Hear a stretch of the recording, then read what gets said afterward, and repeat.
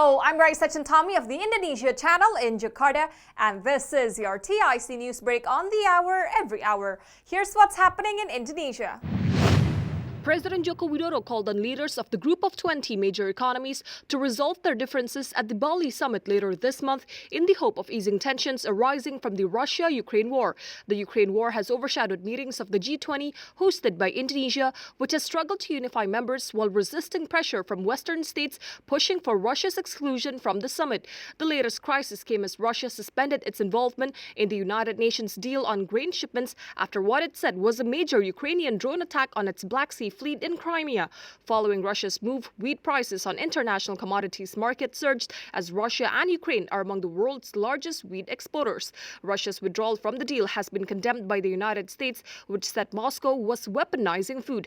President Joko Widodo said 17 of the G20 leaders have confirmed their attendance. Authorities in East Nusa Tenggara have halted the search for 17 missing passengers from a boat that caught fire at sea, believing the probability of their survival to be low. 20 people had been found dead during the search operation, which began on October 24th. The manifest for the trip showed 177 people aboard, but the rescue team said the actual number of passengers was 359, of which 322 have been saved.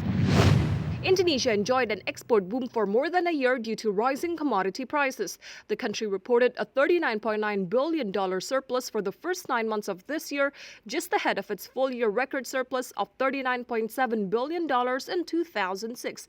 That helped the country weather the U.S. Federal Reserve interest rate tightening cycle better than most of its peers. Indonesia reported an annual economic growth of 5.44% in the second quarter, the strongest reading in a year, and is expected to have grown 5.89% in the last quarter.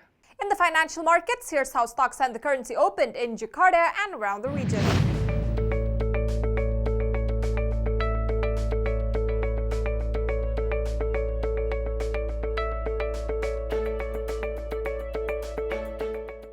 If you're heading to Indonesia or traveling within the country, here's the weather forecast for major destinations.